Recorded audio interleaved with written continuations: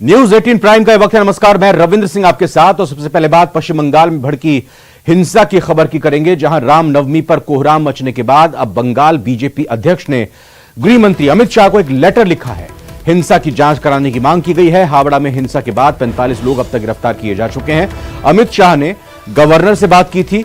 हावड़ा हिंसा पर अभिषेक बनर्जी ने भी अपनी बात सामने रखी है। उनका कहना है कि अलग अलग समुदायों को भड़काने की यह साजिश रची गई है। हावड़ा में हिंसा के बाद धारा 144 लागू है। घरों पर पथराव होने के बाद रैपिड एक्शन फोर्स ने मोर्चा संभाल लिया है। बीजेपी और टीएमसी ने एक दूसरे पर आरोप लगाए हैं।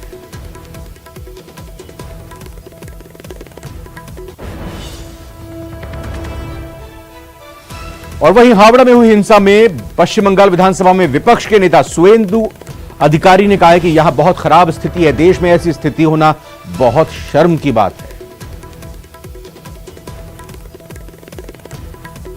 इतना 1000 से ज्यादा जुलूस हुआ, 2 इंसिडेंट हुआ।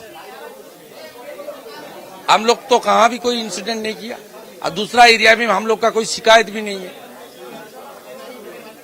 एनआई तो होना चाहिए। पेट्रोल बम एक्सप्लोजन हुआ है, ये तो एनआई के एक्ट के अंदर आता है। सेक्शन 3 और 4 तो एनआई एक्ट, एक्सप्लोसिव एक्ट। और इधर केंद्रीय मंत्री अनुराग ठाकुर ने भी कहा है कि बंगाल के चुनाव हों तो उसके बाद भी हजारों लोग के ऊपर पथराव है, आगजनी हो रही है, बम फेंकना आम बात बन गई है। ममता बनर्जी के राज में जिस तरह से पत्रकारों पर हमले हुए, रामनवमी की शोभा यात्रा पर पथराव हुआ है, इससे ज्यादा शर्मनाक क्या हो सकता है। बंगाल के चुनाव हो तो उसके बाद भी हजारों लोगों के ऊपर पथराव, आगजनी, बम फेंकना ये आम सी बात बन गई है।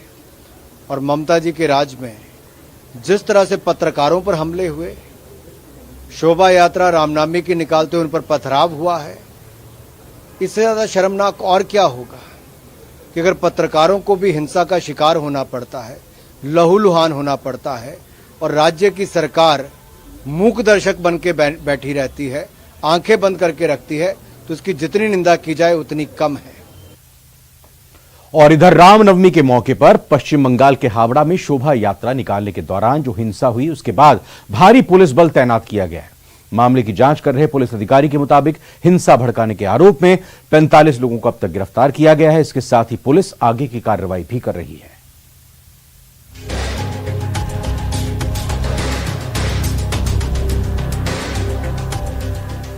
जली हुई गाड़ियां, जगह जगह बिखरे पत्थर, लोगों के चेहरे पर दहशत और सड़कों पर तैनात पुलिसकर्मी। ये तस्वीरें हैं पश्चिम बंगाल के हावड़ा की, जहां रामनवमी के दिन हुई हिंसा के बाद इलाके में तनाव का माहौल है। भारी पुलिस फोर्स तैनात की गई है ताकि हिंसा की वारदात फिर नया रूप न ले ले। बंगाल के हावड़ा में कल यानी रामनवमी के दिन जुलूस निकालने के दौरान भड़की हिंसा में देखते ही देखते शहर धधकने लगा था। छत से लोगों ने पत्थर बरसाने शुरू किए और सड़कों पर खड़ी गाड़ियों को आग के हवाले कर दिया, जिसके बाद स्थिति को नियंत्रण में लाने के लिए भारी पुलिस बल मौके पर तैनात किया गया। पुलिस ने भीड़ को तितर-बितर करने के लिए आंसू गैस के गोले छोड़े और किसी तरह हंगामे को कंट्रोल किया। मामले की गंभीरता को देखते हुए पुलिस ने फ्लैग मार्च भी निकाला। हालांकि इस हिंसा के लिए बीजेपी ने मुख्यमंत्री ममता बनर्जी को जिम्मेदार ठहराया। जब उनको प्रशासन और पुलिस बंदोबस्त देखना चाहिए था, तो अब वो राजनीति कर रही थी। बीजेपी ने ममता बनर्जी को उस बयान को लेकर भी घेरा जिसमें उन्होंने मुस्लिम इलाकों से रामनवमी की शोभा यात्रा निकालते वक्त सावधानी बरतने की सलाह दी थी।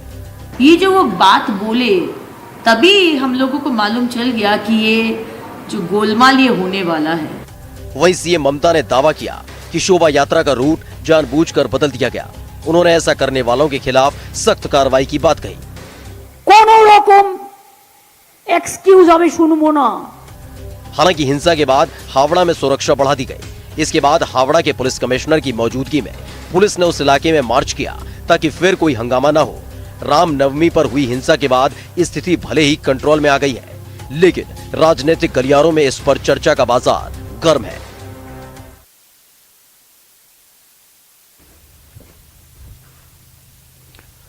और रामनवमी के अगले दिन बिहार के सासाराम में भी हिंसा की घटनाएं हुई हैं।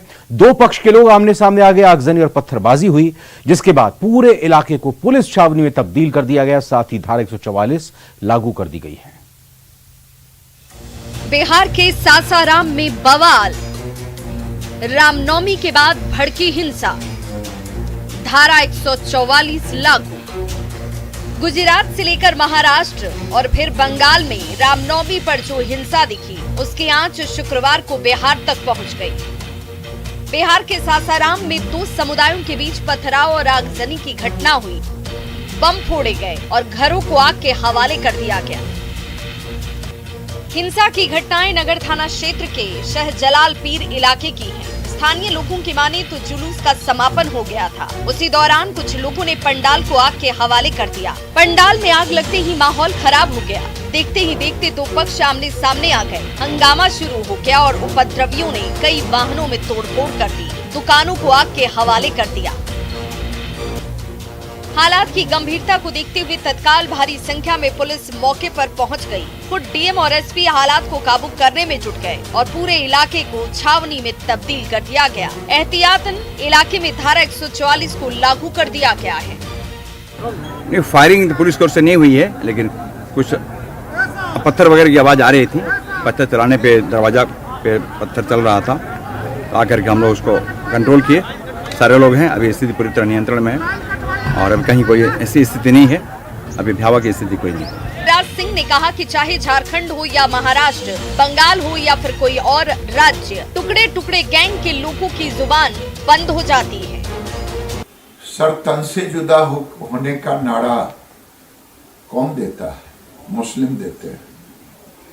और ये टुकड़े टुकड़े गैंग जो मोदी जी को गाली देते हैं, ये इनकी जुबान बंद हो जाती है। ये क्या गजवाए हिंद लाना चाहते हैं? और देश के टुकड़े टुकड़े गैंग कांग्रेस सहित इनकी जुबान बंद होती है। सासाराम में फिलहाल भारी संख्या में पुलिस बल मौजूद है। जिले के बड़े अधिकारी कैंप कर रहे हैं, लेकिन सवाल है कि आखिर रामनवमी जैसे त्योहार पर देश में क्यों भड़कती है हिंसा। न्यूज़ 18 के लिए सासाराम से अजित कुमार और दिल्ली से अमितेश की रिपोर्ट। इधर खालिस्तान समर्थक भगौड़े अमृतपाल सिंह संधू का वफादार जोगा पंजाब पुलिस के हत्थे चढ़ चुका है। अमृतपाल को भगाने में उसका बड़ा हाथ था। अब पुलिस अमृतपाल की तलाश कर रही है। पुलिस का यह कहना है कि अमृतपाल पंजाब में ही छिपा हुआ है।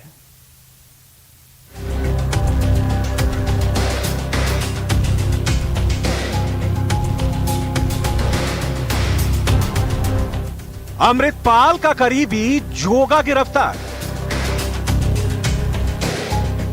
अब अमृतपाल की गिरफ्तारी का काउंटडाउन शुरू। बहुत जल्द सलाखों के पीछे होगा भगोड़ा अमृतपाल। सरेंडर से पहले दबोच लिया जाएगा अमृतपाल। यही है अमृतपाल का वो करीबी जो उसे पंजाब से लेकर उत्तराखंड तक पुलिस से बचाता फिर रहा था। अब खुद पुलिस के शिकंजे में फंस गया है। पीलीभीत के गुरुद्वारा के जत्थेदार ने इसी सेवादार जोगा का जिक्र किया था। यह अमृतपाल का बेहद करीबी बताया जा रहा है। अमृतपाल और प्रीतपाल के साथ तीसरा शख्स जोगा था, जो गाड़ी में सवार था।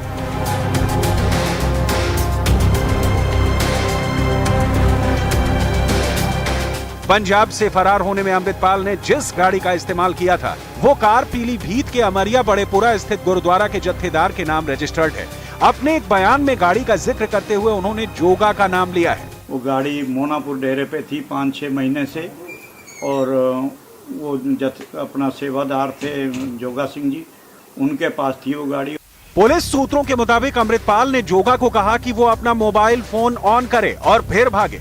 पंजाब पुलिस जोगा का मोबाइल फोन ट्रैक कर रही थी और उसी आधार पर अमृतपाल की लोकेशन को ट्रैक कर रही थी। जोगा को लुधियाना के पास सोनेवाल इलाके में लोकेट कर उसे गिरफ्तार किया गया। उधर भगोड़े अमृतपाल की तलाश में पंजाब पुलिस का सर्च ऑपरेशन तेज हो गया है। 300 से ज्यादा डेरों की तलाशी शुरू कर दी गई है। पुलिस सूत्रों की माने तो कई डेरे अब सर्च किए जा रहे हैं। पंजाब में करीब 300 से भी ज्यादा डेरों की सर्च ऑपरेशन शुरू हो चुकी है। एक्स्ट्रा पैरामिलिट्री फोर्स के साथ साथ जो लोकल पुलिस है और अब ड्रोन की भी इसमें मदद ली जा रही है। सूत्रों की माने तो पंजाब के कई जिलों में भगोड़े अमृतपाल की तलाश की जा रही है। जिसमें अमृतसर, कपूरथला, होशियारपुर, बठिंडा, जालंधर और तरन तारण में सर्च ऑपरेशन चलाया जा रहा है। इसके साथ ही ड्रोन की मदद से भी डेरों में ऑपरेशन अमृतपाल शुरू हो चुका है।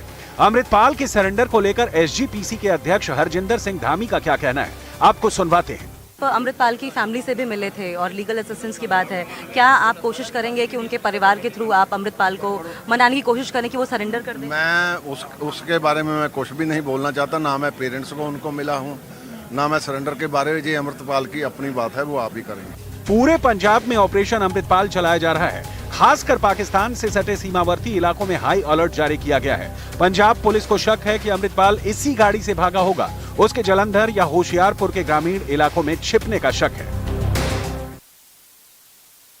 पंजाब सरकार खालिस्तान समर्थक अमृतपाल सिंह पर लगातार शिकंजा कस रही है। उधर विदेशों में खालिस्तान समर्थक भारत के खिलाफ तरह तरह के हथकंडे अपना रहे हैं। वहीं पंजाब सरकार पर दबाव बनाने के लिए उन्होंने मुख्यमंत्री भगवंत मान के परिवार को निशाना बनाया है। मीडिया रिपोर्ट के मुताबिक सीएम मान की बेटी को धमकी देने और उनके साथ गाली गलौज करने का मामला सामने आया है। साथ ही जानकारी यह भी है कि खालिस्तान समर्थकों ने अमेरिका में सीएम मान के बच्चों का घेराव करने की योजना भी बनाई है। और बाड़मेर से एक बड़ी खबर आपको बताते हैं, जहां पर 4 संदिग्ध को गिरफ्तार किया गया, जिसके मामले में संदिग्ध पाक जासूस ये गिरफ्तार किए गए हैं। सामरिक सूचना लीक करने वाले ये गिरफ्तार हुए हैं। रतन खान और पारू राम को गिरफ्तार किया गया है। पारू राम आपको बता दें कि बॉर्डर होमगार्ड का जवान है।